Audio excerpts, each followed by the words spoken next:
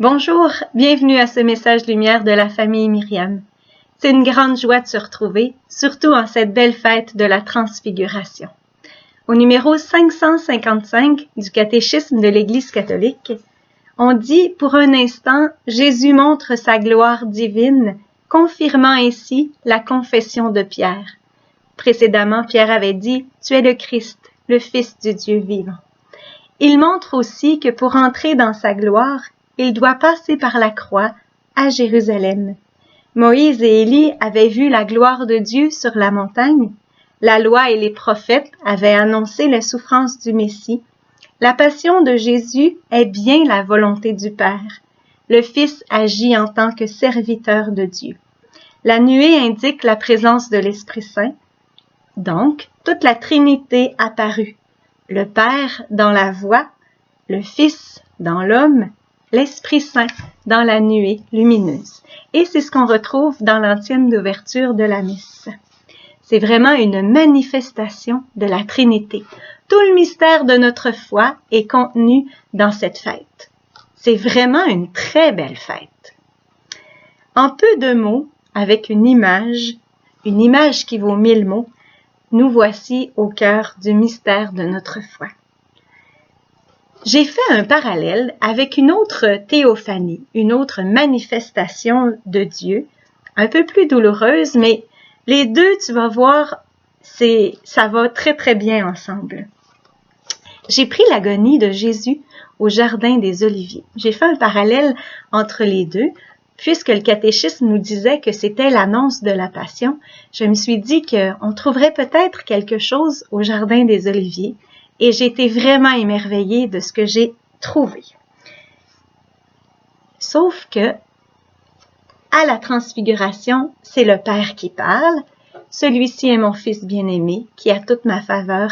Écoutez-le. Mais que dit-il, le Fils? Le sais-tu? C'est au jardin des Oliviers qu'il va répondre. Il va dire, Père, non pas ma volonté, mais la tienne. Tu veux qu'on rentre ensemble dans ce jardin? Alors, nous allons commencer par monter la montagne. À Gethsémani, nous sommes au mont des Oliviers. À la Transfiguration, nous sommes au mont Tabor. Jésus s'en va pour prier, et c'est ce qu'on dit aussi à la Transfiguration. Jésus s'en va pour prier. Il amène avec lui, au jardin des Oliviers, Pierre, Jacques et Jean son frère. Qui sont les trois apôtres avec Jésus au mont Tabor? Pierre, Jacques et Jean son frère. Alors que durant la transfiguration, le visage de Jésus devint tout autre et ses vêtements d'une blancheur éblouissante, au jardin des Oliviers, Jésus fléchit les genoux et sa sueur devint comme des grosses gouttes de sang tombant par terre.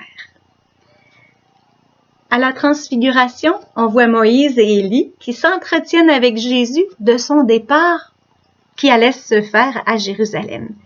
Nous sommes à l'agonie de Jésus, à l'heure du départ, et ce n'est pas Moïse et Élie qui viennent le voir, mais un ange qui vient le réconforter.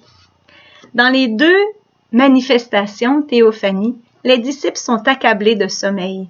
Mais ils vont se réveiller à la Transfiguration et c'est là qu'ils vont dire à Jésus, dressons 3 tentes. Ils sont vraiment émerveillés. Peut-être que l'émerveillement n'était pas à son comble au mont des Oliviers. Au mont des Oliviers, le Père est silencieux, comme je l'ai dit tout à l'heure, parce que là, c'est le Fils qui va répondre au Père. Le Père avait dit, écoutez-le. Que dit le Fils? Père, si ce calice peut s'éloigner de moi, mais non pas ma volonté, mais la tienne. Et je pense que cette parole, elle est très, très, très, très importante. Ensuite, on voit Jésus seul. Et au Tabor, Jésus aussi, il est dans sa gloire. Alors, on va passer du mystère mort-résurrection. Alors, le Fils dit, Père, non pas ma volonté, mais la tienne. Et le Père dit, écoutez-le. Je ne sais pas si ça vous est déjà arrivé, mais des petits-enfants qui n'obéissent pas, on dit, tu ne m'as pas écouté, hein? Tu ne m'as pas obéi.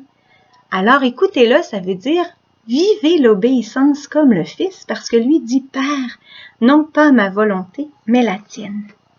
La fête de la Transfiguration, ce que j'ai compris, c'est que c'est pour toi, pour moi, pour chacun de nous, le jour où nous pourrons dire au Père, avec Jésus et comme Jésus, en toute docilité à l'Esprit, « Père, non pas ma volonté, mais la tienne. Oui, Père, me voici pour faire ta volonté d'amour. » Et cette volonté, bien on le sait, elle est manifestée à travers les commandements, mais aussi à travers les désirs du Seigneur. Et ces désirs se manifestent à travers les petits événements de notre quotidien. Un petit exemple bien simple.